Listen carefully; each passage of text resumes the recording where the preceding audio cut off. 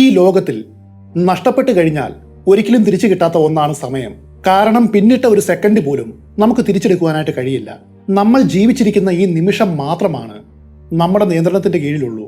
കഴിഞ്ഞു പോയ ഒരു സെക്കൻഡ് പോലും നമുക്ക് വീണ്ടെടുക്കുവാനായിട്ട് കഴിയില്ല. എന്നാൽ അതിനെ മറികടക്കുന്നതാണ് ടൈം ട്രാവൽ, ടൈം സ്ലിപ്പ് തുടങ്ങിയ കോൺസെപ്റ്റുകൾ. ഇന്നത്തെ വീഡിയോയിൽ ഉൾക്കൊള്ളിച്ചിട്ടുള്ളത് 2 ടൈം ട്രാവൽ കഥകളാണ്. അതിൽ ഒന്നാമത്തെ വീഡിയോ ആണ് Kersey village time slip incident. Time travel, time slip തുടങ്ങിയ വാക്കുകൾ കേൾക്കുമ്പോൾ നമുക്കറിയാം ഇത് തിയറിക്കലായിട്ടുള്ള ഒന്നാണ്, എന്നാൽ പ്രാക്ടിക്കലായിട്ട് സാധ്യമല്ല. എന്നാൽ കേഴ്സി വില്ലേജ് ടൈം സ്ലിപ്പ് ഇൻസിഡന്റ് യഥാർത്ഥത്തിൽ നടന്ന ഒന്നാണെന്ന് പറയുന്നു.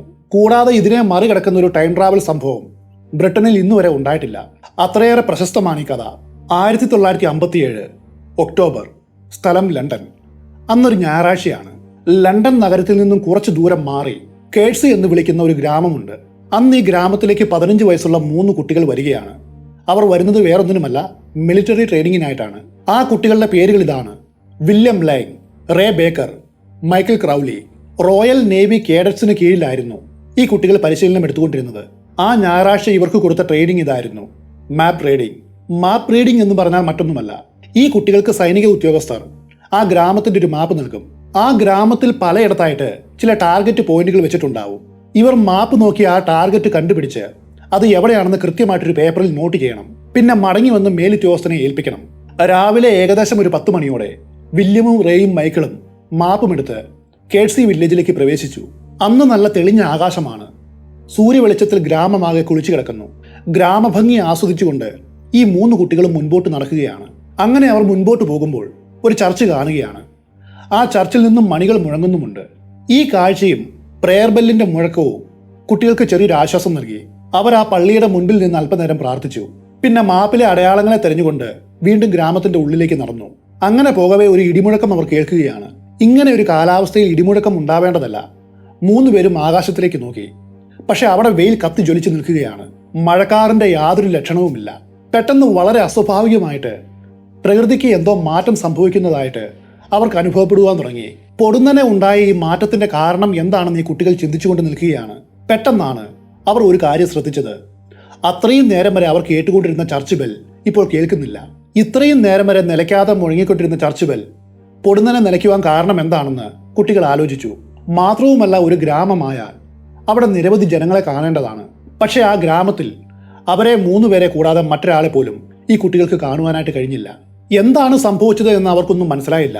പക്ഷെ എന്തോ സംഭവിച്ചു എന്ന് മാത്രം അറിയാം. ഈ കുട്ടികൾ ഗ്രാമത്തിലേക്ക് വരുന്ന സമയത്ത് പരിസരമാകെ ഒരു റെഡിഷ് കളറായിരുന്നു. എന്നുവെച്ചാൽ അതൊരു ശരത്കാല സമയമാണ്. പെട്ടെന്ന് ഋതുക്കൾക്ക് മാറ്റം വന്നതുപോലെ അവർക്ക് തോന്നി.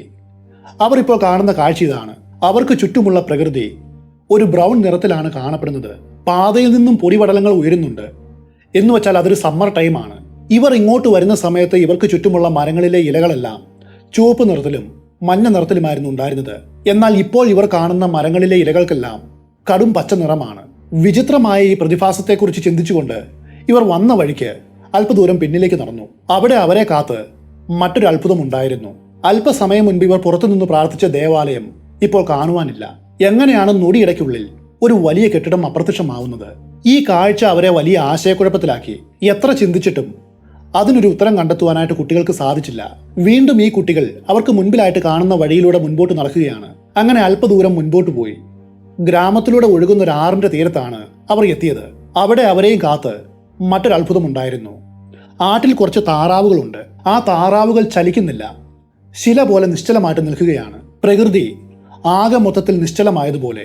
എന്തുകൊണ്ടാണ് ഈ താറാവുകൾ ചലിക്കാത്തത് എന്ന് ആലോചിച്ച് അത്ഭുതപ്പെട്ടുകൊണ്ട് അവർ തങ്ങൾ വന്ന വഴിയുടെ ഇരുവശത്തുമുള്ള വീടുകളിലേക്ക് നോക്കി. അവരിപ്പോൾ കാണുന്ന വീടുകൾക്ക് ഒരു പ്രത്യേകത ഉണ്ടായിരുന്നു. അത് ആ കാലത്ത് പണിത വീടുകൾ പോലെയല്ല കാണപ്പെട്ടത്. വളരെ വർഷങ്ങൾക്ക് മുൻപ് പണിത വീടുകൾ പോലെയാണ് കാണപ്പെട്ടത്. ഈ കുട്ടികൾ ജീവിക്കുന്ന കാലം 1950കളാണ്. സ്വാഭാവികമായിട്ടും ഗ്രാമത്തിലെ ചില വീടുകളുടെയെങ്കിലും മുമ്പിൽ കാറുകൾ കാണപ്പെടേണ്ടതാണ്. എന്നാൽ അവിടെയെങ്ങും ഒരു വാഹനം പോലും ഇല്ലായിരുന്നു. അപ്പോഴാണ് അവർ ഒരു കാര്യം ശ്രദ്ധിക്കുന്നത്. അവിടെയുള്ള ഒരു വീട്ടിലും കറണ്ട് കണക്ഷൻ ഇല്ല. എന്തിനേറെ പറയണം, ആ സ്ട്രീറ്റിലൂടെ ഒരു ലൈൻ കമ്പി പോലും പോകുന്നില്ല. എല്ലാ വീടുകളുടെയും മുകളിലായിട്ട് ടിവിയുടെ ആന്റിന കാണേണ്ടതാണ്. എന്നാൽ ഇവിടെ ആകട്ടെ ഒരു വീടിന്റെയും മുകളിൽ അങ്ങനെ ഒന്നും കാണുവാനില്ല. കൂടാതെ ടെലിഫോൺ ലൈനോ സ്ട്രീറ്റ് ലൈറ്റോ ഒന്നും തന്നെ കാണുന്നില്ല. അവിടെ കാണുന്ന എല്ലാ വീടുകൾക്കും മുകളിൽ ചിമ്മിനിയുണ്ട്. എന്നാൽ ഒരു വീടിന്റെ ചിമ്മിനിയിൽ നിന്നും പുക ഉയരുന്നുണ്ട്. ആ പുകയ്ക്ക് ഒരു പ്രത്യേകത ഉണ്ടായിരുന്നു. ആ പുക മുകളിലേക്ക് പോകാതെ ആ ആറ്റിൽ താറാവുകൾ എങ്ങനെ ശില പോലെ നിന്നോ അതുപോലെ അന്തരീക്ഷത്തിൽ നിൽക്കുകയാണ്. ഈ കാഴ്ചകൾ കണ്ട 3 കുട്ടികളും വല്ലാതെ ഭയപ്പെട്ടു. അപ്പോൾ റേ ബേക്കർ ഒരു നിർദ്ദേശം മുൻപോട്ട് വെച്ചു. നമുക്കിവിടെ കാണുന്ന ഏതെങ്കിലും വീടിന്റെ കതകിൽ പോയിട്ട് തട്ടാം, എന്നിട്ട് അവിടെയുള്ളവരോട് ഈ കാര്യങ്ങളെക്കുറിച്ച് ചോദിക്കാം. 3 പേരും അത് സമ്മതിച്ചു. അങ്ങനെ അവർ അടുത്ത് കണ്ട ഒരു വീടിന്റെ അരികിലേക്ക് നടക്കുകയാണ്. ആ വീടിന്റെ ഡോറിന് പച്ച ചായം അടിച്ചിരുന്നു. അവർ ഏറെ നേരം കതകിൽ തട്ടിയിട്ടും ആരും വാതിൽ തുറന്നില്ല. അകത്ത് ആരെങ്കിലും ഉണ്ടോ എന്ന് അറിയുവാനായിട്ട് അവർ സമീപത്ത് കണ്ട ജനലിലൂടെ ഉള്ളിലേക്ക് നോക്കി. ആ വീടിന്റെ ഉള്ളിൽ കുട്ടികൾ കണ്ട കാഴ്ച ഇതാണ്. കന്നുകാലികളുടെ മാംസം കെട്ടിത്തൂക്കിയിട്ടിരിക്കുന്നു. മൃഗങ്ങളുടെ തോലുകൾ ഒരിടത്ത് അട്ടിയായിട്ട് കൂട്ടിയിട്ടിരിക്കുന്നു. അതൊരു കശാപ്പ് കടയാണെന്ന് വ്യക്തം. എന്നാൽ കശാപ്പുകാരനെ അവിടെയെങ്കിലും കാണുവാനുമില്ല. സമീപത്തുള്ള വീടുകളിൽ മറ്റാരെങ്കിലും താമസിക്കുന്നുണ്ടോ എന്നറിയുവാനായിട്ട് ഒരു അന്വേഷണം നടത്തുവാൻ അവർ തീരുമാനിച്ചു. അങ്ങനെ എല്ലാ വീടുകളുടെയും കതകിൽ പോയിട്ട് ഈ കുട്ടികൾ മുട്ടുകയാണ്. പക്ഷെ ആരും തന്നെ വാതിൽ തുറക്കുന്നില്ല. അവസാനം ഈ കുട്ടികൾ ഒരു കാര്യം തീരുമാനിക്കുകയാണ്. ശരി, നമ്മൾ ഇത്രയും നേരം പല വീടിന്റെയും കതകിൽ പോയിട്ട് തട്ടി, ആരും പുറത്തേക്ക് വരുന്നില്ല. അതുകൊണ്ട് നമുക്കിനി ചില വീടുകളുടെ ഉള്ളിൽ കയറി അവിടെ ആരെങ്കിലും ഉണ്ടോ എന്ന് നോക്കാം. അങ്ങനെ അവിടെ കണ്ട ചില വീടുകളുടെ ഉള്ളിൽ ഈ കുട്ടികൾ കയറി പരിശോധിക്കുകയാണ്. പക്ഷേ അവർ കയറി നോക്കിയ വീടുകളുടെ ഉൾവശമെല്ലാം പൊടി പടലം നിറഞ്ഞാണ് കാണപ്പെട്ടത്. വർഷങ്ങളായിട്ട് ആൾതാമസമില്ലാത്ത ഒരു വീട് എങ്ങനെ കാണപ്പെടുന്നുവോ അതുപോലെയാണ് ആ വീടുകളുടെ ഉൾവശമെല്ലാം കിടന്നത്. ഇത്രയും ആയതോടെ കുട്ടികൾ ഒരു കാര്യം തീരുമാനിച്ചു. ഇനി ഒരു നിമിഷം പോലും ഇവിടെ നിന്നുകൂടാ. എത്രയും വേഗം കേഴ്സി വില്ലേജിൽ നിന്നും പുറത്തു ചാടണം. അങ്ങനെ അവർ ജീവനും കൊണ്ട് ഗ്രാമത്തിന്റെ അതിർത്തി വരെ ഓടിയെത്തുകയാണ്. അതിനുശേഷം തിരിഞ്ഞൊന്നു നോക്കി. അപ്പോൾ കണ്ട കാഴ്ച വീണ്ടും വിചിത്രമായിരുന്നു. ഇവർ ഇങ്ങോട്ട് വന്നപ്പോൾ കാലാവസ്ഥ എങ്ങനെയായിരുന്നോ ഉണ്ടായിരുന്നത് അതുപോലെ കാലാവസ്ഥയാണ് ഇപ്പോഴുള്ളത്. സൂര്യൻ ആകാശത്തിൽ ജ്വലിച്ചു നിൽക്കുന്നു. അവർക്ക് ചുറ്റുമുള്ള മരങ്ങളിലെ ഇലകളാകട്ടെ പഴയതുപോലെ മഞ്ഞയും ചുവപ്പ് നിറത്തിൽ വർണ്ണാഭമായിട്ട് കാണപ്പെട്ടു. മുൻപ് അവർ കണ്ട പഴയ കാലത്തെ വീടുകളെയല്ല ഇപ്പോഴവിടെ ഉള്ളത്. ഇന്നത്തെ കാലത്തെ വീടുകളാണ്. എല്ലാ വീടുകളുടെയും മുകളിൽ ആന്റിനകൾ കാണാം. നിരത്തിൽ അവിടിവിടെയായിട്ട് കാറുകൾ കിടക്കുന്നു. ടെലഫോൺ പോസ്റ്റും ഇലക്ട്രിക് പോസ്റ്റും സ്ട്രീറ്റ് ലൈറ്റുകളുമുണ്ട്. ഗ്രാമം പഴയ സ്ഥിതിയിലേക്ക് മടങ്ങിയെത്തിയിരിക്കുന്നു. മുൻപ് അപ്രത്യക്ഷമായ ദേവാലയത്തിന്റെ ഗോപുരം ഇവിടെ നിന്നാൽ അവർക്ക് വ്യക്തമായിട്ടും കാണാം. ദേവാലയത്തിൽ നിന്നും മണിനാദം അപ്പോഴും മുഴങ്ങുന്നുണ്ട്. പിന്നെ കുട്ടികൾ നോക്കിയത് സമീപത്ത് കണ്ട വീടുകളുടെ ചിമ്മിനികളിലേക്കാണ്. എല്ലാ ചിമ്മിനികളിൽ നിന്നും പുക ഉയരുന്നുണ്ട്. അതിനുശേഷം ആറ്റിലേക്ക് നോക്കി. ആറ്റിലൂടെ താറാവുകൾ നീന്തുന്ന കാഴ്ചയാണ് അവർ കണ്ടത്. ഗ്രാമം പഴയ സ്ഥിതിയിലേക്ക് മടങ്ങിയെത്തിയിരിക്കുന്നു. എല്ലാം പഴയതുപോലെയായെന്നും തങ്ങൾക്ക് വേറെ അപകടമൊന്നും പറ്റിയിട്ടില്ല എന്നും അവർ തിരിച്ചറിഞ്ഞു. അപ്പോൾ മാത്രമാണ് അവർക്ക് ആശ്വാസമായത്. അല്പസമയം മുൻപ് തങ്ങൾക്ക് എന്താണ് സംഭവിച്ചത് എന്ന് ആലോചിച്ചുകൊണ്ട് അവർ അവരുടെ ക്യാമ്പുകളിലേക്ക് പോയി. എന്നാൽ തങ്ങൾ അനുഭവിച്ച കാര്യത്തെക്കുറിച്ച് അവരുടെ സുപ്പീരിയർ ഓഫീസർമാരോട് അവർ യാതൊന്നും പറഞ്ഞില്ല. കാരണം പറഞ്ഞാൽ ആരും വിശ്വസിക്കില്ല എന്ന് അവർക്ക് നന്നായിട്ടറിയാം. ഒരു നിമിഷം കൊണ്ട് ഒരു പള്ളി അപ്രത്യക്ഷമായിട്ട് പോവുക, ആറ്റിൽ ചലനമില്ലാതെ നിൽക്കുന്ന താറാവുകൾ, അന്തരീക്ഷത്തിൽ വിലയിക്കാത്ത ചിമ്മിനിയിലെ പുക പടലങ്ങൾ, ഇതൊക്കെ മറ്റുള്ളവരോട് പറഞ്ഞാൽ അവർ തങ്ങളെ കളിയാക്കി ചിരിക്കുകയേ ഉള്ളൂ എന്ന് അവർക്ക് നന്നായിട്ടറിയാം. അങ്ങനെ കുറച്ച് വർഷങ്ങൾ മുൻപോട്ട് പോവുകയാണ്. 3 കുട്ടികളും വളർന്നു വലുതായി. പുതിയ ജീവിതം തിരഞ്ഞ് പലരും പല സ്ഥലങ്ങളിലേക്ക് പോയി. എന്നാൽ ഈ മൂവരും തമ്മിൽ കോണ്ടാക്ട് എപ്പോഴും കാത്തു സൂക്ഷിച്ചിരുന്നു. അന്ന് ആ ഞായറാഴ്ച കേഴ്സി വില്ലേജ് വെച്ച് അവർ അനുഭവിച്ചതും കണ്ടതുമായിട്ടുള്ള കാര്യങ്ങൾ ആരും തന്നെ മറന്നിട്ടില്ല. വില്യം ലേങ്ങിനായിരുന്നു ഏറ്റവും കൂടുതൽ കൺഫ്യൂഷൻ. ഇടയ്ക്കിടയ്ക്ക് അന്ന് സംഭവിച്ച കാര്യങ്ങൾ അയാൾ ഓർക്കും. കാരണം അന്ന് അവിടെ കണ്ട ഓരോ കാര്യങ്ങളും അയാളുടെ മനസ്സിൽ ആഴത്തിൽ പതിഞ്ഞു കിടന്നിരുന്നു. വില്യം ഇപ്പോൾ താമസിക്കുന്നത് ഓസ്ട്രേലിയയിലാണ്. അങ്ങനെ ഇരിക്കെ 1989 അയാൾ പതിവ് പോലെ തന്റെ കൂട്ടുകാരനായ മൈക്കിളിനെ ഫോൺ വിളിക്കുകയാണ്. ഇരുവരും സാധാരണ എന്ന പോലെ നാട്ടുവിശേഷങ്ങളും വീട്ടുവിശേഷങ്ങളും കൈമാറുകയാണ്. അങ്ങനെ പോകവേ അവരുടെ സംസാരം കേഴ്സി വില്ലേജിനെ കുറിച്ചായി. വില്യം മൈക്കിളിനോട്, അന്ന് സംഭവിച്ച കാര്യങ്ങൾ നീ ഇപ്പോഴും ഓർക്കുന്നുണ്ടോ? എന്റെ മനസ്സിൽ നിന്നും ഒന്നും പോയിട്ടില്ല. അന്ന് നമുക്ക് എന്തായിരിക്കും സംഭവിച്ചത്? അതിന് മൈക്കിൾ കൊടുത്ത മറുപടി ഇങ്ങനെയാണ്: എനിക്ക് നല്ല ഓർമ്മയുണ്ട്. അന്ന് നമ്മൾ കണ്ട കാഴ്ചകൾ, നമ്മൾ ഏതൊക്കെ വീടുകളിൽ കയറി, എല്ലാം നല്ല ഓർമ്മയുണ്ട്. അല്ലെങ്കിലും ഇത്രയും വിചിത്രമായിട്ടുള്ള അനുഭവം ആർക്കെങ്കിലും മറക്കുവാൻ സാധിക്കുമോ? 1957 നമ്മൾ ആ ഗ്രാമത്തിലേക്ക് പോയപ്പോൾ ആ ഗ്രാമം ഒരു പ്രേത ഗ്രാമം പോലെയായിരുന്നു കാണപ്പെട്ടത്. അവിടെ നിൽക്കുന്ന ഓരോ നിമിഷവും വല്ലാത്തൊരു ശൂന്യതയായിരുന്നു എനിക്ക് അനുഭവപ്പെട്ടത്.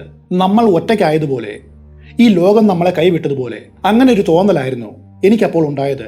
ആ ഗ്രാമത്തിൽ നമ്മളെ കൂടാതെ ഒരു മനുഷ്യൻ പോലും ഇല്ലായിരുന്നു. ഈ സമയത്താണ് വില്യം സൈക്കിക് റിസർച്ചറായ ആൻഡ്രൂ മക്കൻസിയുടെ പുസ്തകങ്ങൾ വായിക്കുന്നത്. The seen and the unseen, haunting apparition തുടങ്ങിയ ബുക്കുകളായിരുന്നു അത്. സൂപ്പർ നാച്ചുറലായ, മിസ്റ്റീരിയസ് ആയിട്ടുള്ള നിരവധി കഥകൾ ഈ പുസ്തകത്തിൽ ഉണ്ടായിരുന്നു.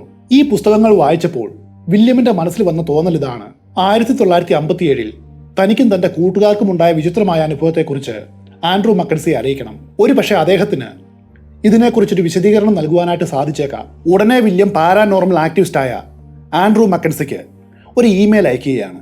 ആ ഇമെയിലിൽ 1957 ഇവർ കേഴ്സി വില്ലേജിലേക്ക് പോയതും എല്ലാം വ്യക്തമായിട്ട് വിവരിച്ചിരുന്നു. വില്യം ലെറ്റർ അയച്ച ആൻഡ്രൂ മക്കൻസി ഒരു സാധാരണക്കാരനല്ല.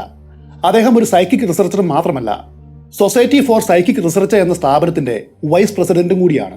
വില്യമിന്റെ മെയിൽ ആൻഡ്രൂ മക്കൻസിക്ക് കിട്ടി. അത് വായിച്ചു നോക്കി അയാൾക്ക് വലിയ ആശ്ചര്യം തോന്നി. കാരണം ആ മെയിൽ വായിച്ചപ്പോൾ അയാളുടെ മനസ്സിൽ വന്ന ആദ്യത്തെ വിചാരം ഇതാണ്: ഒരു പക്ഷേ ഇതൊരു ടൈം ട്രാവൽ ആയിരിക്കുമോ, അതുമല്ലെങ്കിൽ ടൈം സ്ലിപ്പ് ആയിരിക്കുമോ?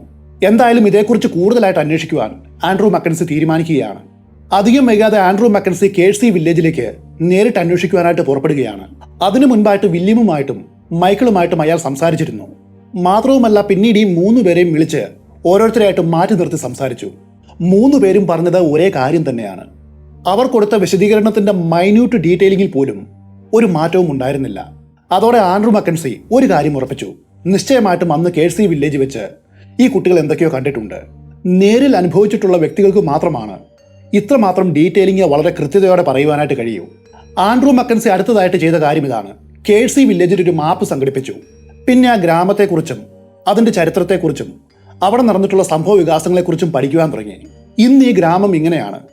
1957 കേഴ്സി വില്ലേജ് എങ്ങനെയായിരുന്നു, അതിനു മുൻപ് ആ വില്ലേജിന്റെ ചരിത്രം എന്താണ്, ഇതേക്കുറിച്ചെല്ലാം ആഴത്തിൽ ഗവേഷണം നടത്തുവാൻ തുടങ്ങി. വളരെ ആഴത്തിലുള്ള ഒരു ഗവേഷണമായിരുന്നു അത്. ഈ ഗ്രാമത്തിൽ എത്ര വീടുകളുണ്ട്, എത്ര സ്ഥാപനങ്ങളുണ്ട്, ഏത് കാലഘട്ടം മുതലാണ് ഈ പ്രദേശം ഒരു ഗ്രാമമായിട്ട് മാറിയത്, അങ്ങനെ തുടങ്ങി എല്ലാ വിഷയങ്ങളും അയാൾ ശേഖരിച്ചു. ആൻഡ്രൂ മക്കൻസിയോട് ഈ 3 പേരും പറഞ്ഞതിൽ ഒരു കാര്യം പ്രത്യേകമായിട്ട് എടുത്തു പറയേണ്ടതുണ്ട്. അത് വളരെ ഇൻട്രസ്റ്റിംഗ് ആയിട്ടുള്ളൊരു കാര്യവുമാണ്. അന്ന് കുട്ടികൾ ഗ്രാമത്തിലൂടെ സഞ്ചരിക്കുമ്പോൾ ഒരു കശാപ്പുശാല കണ്ടുവെന്ന് പറഞ്ഞല്ലോ. കശാപ്പ് കടയുടെ ഉള്ളിൽ ആരെങ്കിലും ഉണ്ടോ എന്ന് അറിയുവാനായിട്ട് സമീപത്തുള്ള ഒരു ചില്ല് ജാലകം വഴി ഈ കുട്ടികൾ അകത്തേക്ക് നോക്കിയെന്ന് പറഞ്ഞിട്ടുണ്ട്. ഇൻട്രസ്റ്റിംഗ് ആയിട്ടുള്ള കാര്യം എന്താണെന്നാൽ, ആൻഡ്രൂ മക്കൻസി ശേഖരിച്ച ഗ്രാമത്തിന്റെ ചരിത്രത്തിൽ അങ്ങനെ ഒരു കശാപ്പ് കട അവിടെ ഉണ്ടായിരുന്നു. 1790 മുതൽ 1905 വരെ ആ കട വിജയകരമായിട്ട് പ്രവർത്തിച്ചിരുന്നു. പിന്നെയാണ് അടച്ചു മൂടിയത്. ഈ ഡാറ്റ വെച്ച് പരിശോധിക്കുകയാണെങ്കിൽ ഈ കുട്ടികളന്ന് 1790 മുതൽ 1905 വരെയുള്ള കാലഘട്ടത്തിന്റെ ഇടയിൽ എപ്പോഴെങ്കിലും ആയിരിക്കണം അവിടെ എത്തിയിട്ടുണ്ടാവുക. അങ്ങനെ നോക്കുകയാണെങ്കിൽ അന്ന് ആ കുട്ടികൾ അന്ന് അവർ ജീവിച്ചിരുന്ന കാലഘട്ടത്തിൽ നിന്നും ഏറ്റവും കുറഞ്ഞത് 50 വർഷമെങ്കിലും പിന്നിലേക്ക് പോയിരിക്കണം. ആൻഡ്രൂ മക്കൻസി ഏകദേശം 40-50 വർഷം മുൻപുള്ള ആ ഗ്രാമത്തിലെ വീടുകളുടെ ഫോട്ടോകൾ സംഘടിപ്പിച്ചു. പിന്നെ അത് വില്യമിനെയും റേ ബേക്കറെയും മൈക്കിൾ ക്രൗലിയെയും കാണിച്ചു. അന്ന് നിങ്ങൾ അവിടെ വെച്ച് കണ്ട വീടുകൾ ഇതുപോലെ ഉള്ളതായിരുന്നു എന്ന് അവരോട് ചോദിച്ചു. ഈ ഫോട്ടോകൾ കണ്ട 3 പേരും ഒരുപോലെ പറഞ്ഞത് ഇങ്ങനെയാണ്: ഞങ്ങൾ കണ്ട വീടുകൾ ഇതുപോലെ ഉള്ളതായിരുന്നില്ല, ഇതിലും വളരെ കാലം പഴക്കമുള്ള വീടുകളായിരുന്നു അത്. താങ്കൾ കാണിച്ച ഈ ഫോട്ടോയിൽ കെട്ടിടങ്ങളുണ്ട്, ഹോട്ടലുകളുണ്ട്, പാർക്കുണ്ട്. എന്നാൽ ഞങ്ങൾ അന്ന് കണ്ട ഗ്രാമത്തിൽ ഇതൊന്നും ഉണ്ടായിരുന്നില്ല. എന്തിനേറെ പറയണം, ആ സ്ട്രീറ്റിൽ ഒരു ലൈറ്റ് പോലും ഇല്ലായിരുന്നു. മാത്രവുമല്ല, ഇലക്ട്രിക് ലൈനോ ടെലിഫോൺ ലൈനോ ഒന്നും തന്നെ ഉണ്ടായിരുന്നില്ല. വീണ്ടും മറ്റൊരു കാര്യം വില്യം എടുത്തു പറഞ്ഞു: അന്ന് ഞങ്ങൾ ഗ്രാമത്തിലേക്ക് പ്രവേശിച്ചിട്ട് തിരിഞ്ഞു നോക്കിയപ്പോൾ തൊട്ടു മുൻപ് ഞങ്ങൾ പ്രാർത്ഥിച്ച ദേവാലയം അപ്രത്യക്ഷമായിരുന്നു. മാത്രവുമല്ല, പള്ളി മണിയുടെ യാതൊരു ശബ്ദവും അവിടെ ഇല്ലായിരുന്നു. ഉടനെ ആൻഡ്രൂ മക്കൻസി ഈ പള്ളി എന്നാണ് പണിതത്, ഏത് കാലഘട്ടം തൊട്ട് ഈ പള്ളി നിലവിലുണ്ട് എന്ന് അന്വേഷിക്കുവാൻ തുടങ്ങി. ആ അന്വേഷണത്തിൽ അയാൾക്ക് മനസ്സിലായത് ഇതാണ്: ആ ദേവാലയം പണി കഴിപ്പിച്ചത് 14-ാം നൂറ്റാണ്ടിലാണ്. മാത്രവുമല്ല, കേഴ്സി വില്ലേജിൽ ഇന്ന് കാണുന്ന കടകളും മറ്റ് സ്ഥാപനങ്ങളും പ്രവർത്തനം ആരംഭിച്ചിട്ട് വെറും 600 വർഷം മാത്രമേ ആയിട്ടുള്ളൂ. അപ്പോഴിവർ ടൈം സ്ലിപ്പ് ചെയ്തു എന്ന് പറയുന്ന കാലഘട്ടം ഏറ്റവും കുറഞ്ഞത് 14-ാം നൂറ്റാണ്ടായിരിക്കണം, അല്ലെങ്കിൽ അതിനു മുൻപ്. എന്നാൽ ഇവർ പറഞ്ഞ കഥയ്ക്ക് ചില പൊരുത്തക്കേടുകളും ഉണ്ടായിരുന്നു. ഇവർ കശാപ്പ് കട കണ്ടുവെന്നും ഒരു ചില്ല് ജാലകം വഴിയാണ് അതിന്റെ ഉള്ളിലേക്ക് നോക്കിയതെന്നുമാണ് പറഞ്ഞത്. ഇവിടെ ഒരു കാര്യം പ്രത്യേകമായിട്ട് നിരീക്ഷിക്കേണ്ടതുണ്ട്. 13-14 നൂറ്റാണ്ടുകളിൽ ഗ്ലാസ് എന്നാൽ വളരെ വിലപിടിപ്പുള്ള ഒരു വസ്തുവായിരുന്നു. ഒരു കശാപ്പ് കടക്കാരന് ആ കാലഘട്ടത്തിൽ ഒരിക്കലും അത് വാങ്ങുവാനായിട്ട് കഴിയില്ല. ഇവർ ടൈം സ്ലിപ്പായി എന്ന് പറയുന്ന സമയത്ത് മറ്റു പല വീടുകളുടെ ഉള്ളിലും കയറി പരിശോധിച്ചിരുന്നു. ആ സമയത്ത് ആ വീടുകൾക്കുള്ളിൽ ആരും തന്നെ ഇല്ലായിരുന്നു. മാത്രവുമല്ല, ഒരു ഫർണിച്ചർ പോലും അവർക്ക് അവിടെ എങ്ങും കണ്ടെത്തുവാനും കഴിഞ്ഞില്ല. അങ്ങനെ നോക്കുമ്പോൾ ഫർണിച്ചറുകളും ടേബിളുകളും ഇല്ലാത്തൊരു കാലഘട്ടത്തിൽ വളരെയേറെ വിലപിടിപ്പുള്ള ഒരു ഗ്ലാസ് മാത്രം എങ്ങനെ വന്നു എന്നുള്ളത് സംശയമുണ്ടാക്കുന്ന കാര്യമാണ്.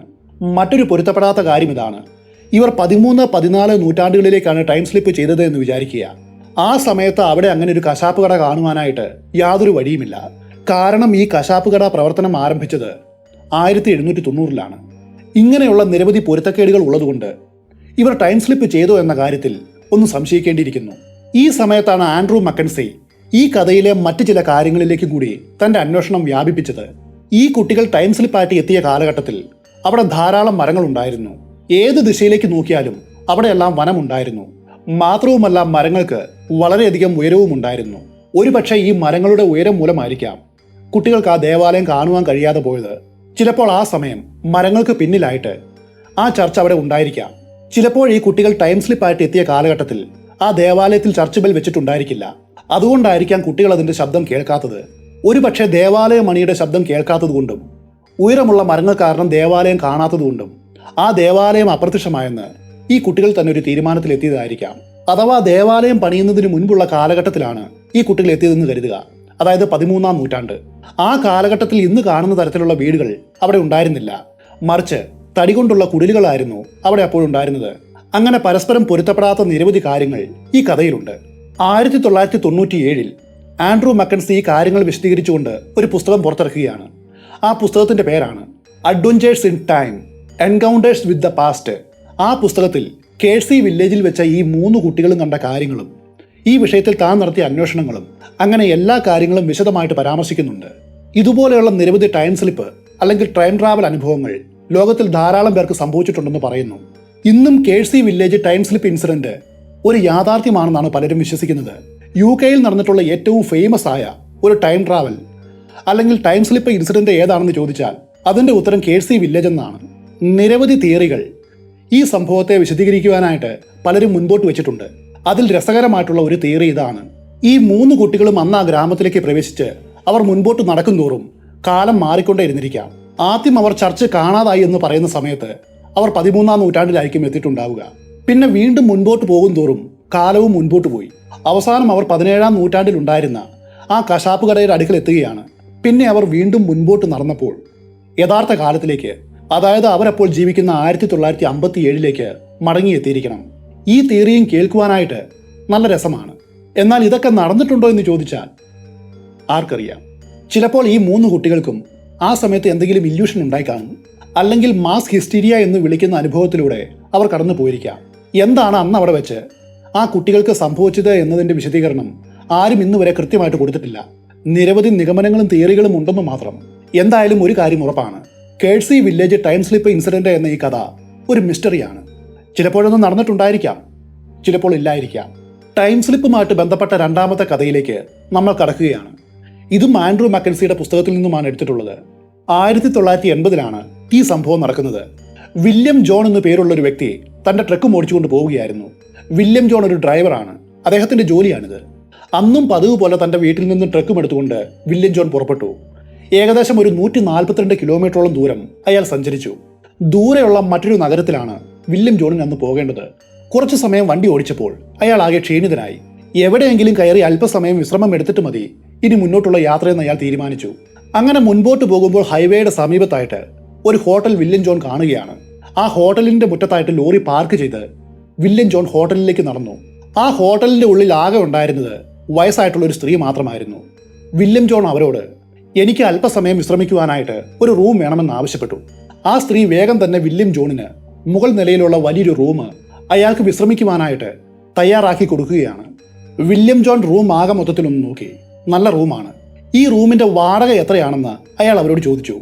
വാടക കാര്യങ്ങളൊക്കെ നമുക്ക് നാളെ സംസാരിക്കാം, ഇപ്പം നിങ്ങൾ വിശ്രമിച്ചുകൊള്ളൂ എന്ന് പറഞ്ഞ് അവർ താഴത്തെ നിലയിലേക്ക് പോയി. റൂമിലേക്ക് പ്രവേശിച്ച വില്യം ജോൺ ആദ്യം ഒന്ന് ഫ്രഷ് ആകാമെന്ന് തീരുമാനിച്ചു. അയാൾ നേരെ ബാത്റൂമിലേക്ക് നടന്നു. അപ്പോഴാണ് ചില കാര്യങ്ങൾ അയാളുടെ ശ്രദ്ധയെ ആകർഷിച്ചത്. ആ ബാത്റൂമിന്റെ ഉള്ളിൽ ഉണ്ടായിരുന്ന വസ്തുക്കൾ, അത് പൈപ്പാവട്ടെ, ക്ലോസറ്റ് ആവട്ടെ, കണ്ണാടിയാകട്ടെ, എല്ലാം തന്നെ വളരെയേറെ പഴക്കം ചെന്നതായിരുന്നു. താൻ മറ്റേതോ കാലഘട്ടത്തിൽ എത്തിയതുപോലെയാണ് അയാൾക്ക് തോന്നിയത്. മറ്റൊരു കാര്യം, ഇതെല്ലാം പഴയ കാലത്തെ വസ്തുക്കളാണെങ്കിലും കാഴ്ചയിൽ അതെല്ലാം പുതുപുത്തം പോലെയാണ് തോന്നിയത്. അടുത്ത കാലത്തായിട്ട് മേടിച്ചു വെച്ചതുപോലെയാണ് അത് കണ്ടപ്പോൾ തോന്നിയത്. കുളിയെല്ലാം കഴിഞ്ഞ് ഫ്രഷ് ആയതിനു ശേഷം ഉറങ്ങുവാനായിട്ട് വില്യം ജോൺ കട്ടിലിൽ കിടന്നു. അപ്പോഴാണ് കട്ടിലിന്റെ സമീപത്തുണ്ടായിരുന്ന ചില മാഗസിനുകൾ അയാളുടെ ശ്രദ്ധയെ ആകർഷിച്ചത്. ആ മാഗസിൻസ് എടുത്ത് അയാൾ നോക്കി. അപ്പോഴാണ് വീണ്ടും ഒരു കാര്യം ശ്രദ്ധിച്ചത്. ആ മാഗസിൻസ് എല്ലാം 1940കളിൽ പബ്ലിഷ് ചെയ്തവ ആയിരുന്നു. എന്നാൽ വർഷങ്ങളുടെ പഴക്കം ആ പുസ്തകങ്ങൾക്കുണ്ടായിരുന്നില്ല. ഇപ്പോൾ കടയിൽ നിന്ന് മേടിച്ചു കൊണ്ടുവന്ന് വെച്ചതുപോലെയാണ് അത് കാണപ്പെട്ടത്. ഈ കാര്യങ്ങളെല്ലാം നിരീക്ഷിച്ച വില്യം ജോണിന് വല്ലാത്ത കൺഫ്യൂഷനായി. എത്ര ആലോചിച്ചിട്ടും അതിനൊരു ഉത്തരം കണ്ടെത്തുവാനായിട്ട് അയാൾക്ക് കഴിഞ്ഞില്ല. അവസാനം വില്യം ജോൺ തീരുമാനിക്കുകയാണ്, ശരി, നമുക്ക് ഇപ്പോൾ കിടന്നുറങ്ങാം.